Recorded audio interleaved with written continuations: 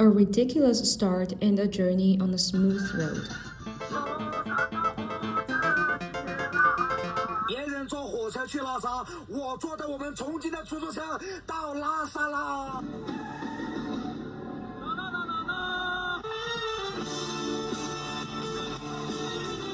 A few days ago, a 22-minute video was posted on Douyin, the Chinese version of TikTok.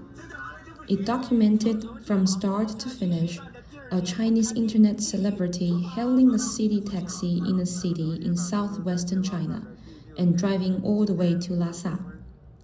7 days later, that taxi pulled up at the foot of the Potala Palace.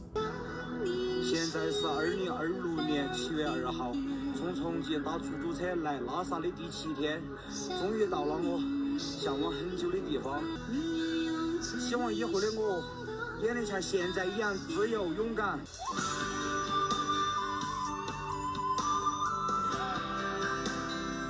The video received over 21 million likes, which means close to 100 million people probably watched it.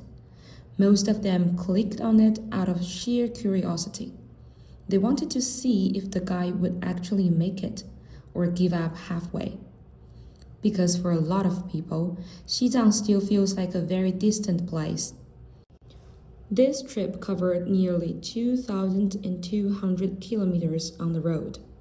That's roughly the same distance as driving from Paris to Moscow.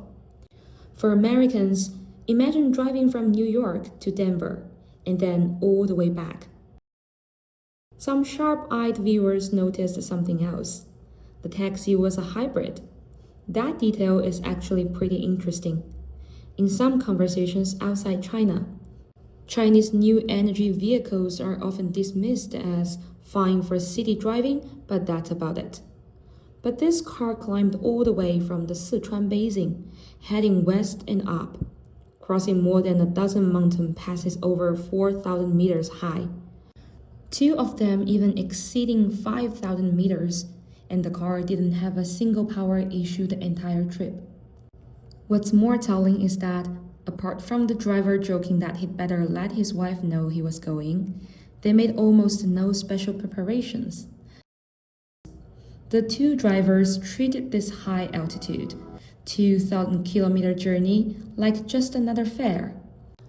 In China, if you want to know if a hybrid can handle a long haul, ask a taxi driver. And up in Xizang, they're already taking these jobs without a second thought.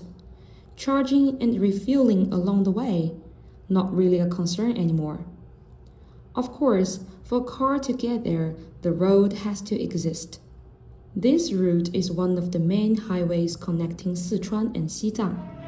Decades ago, it was known as the Road of Life and Death.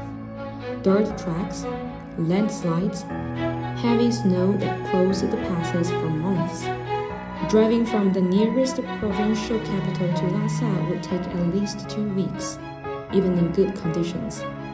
Today, it's paved the entire way. Tunnels and bridges have turned the most dangerous sections into smooth, ordinary roads. Here's a number I came across. Xizang now has over 120,000 kilometers of paved roads, and every county is connected by asphalt. But the numbers themselves aren't really the point. What's interesting is what they've made possible. Supermarkets in Lhasa stock fresh vegetables flown in that same day from Chengdu. People in remote towns can get packages delivered.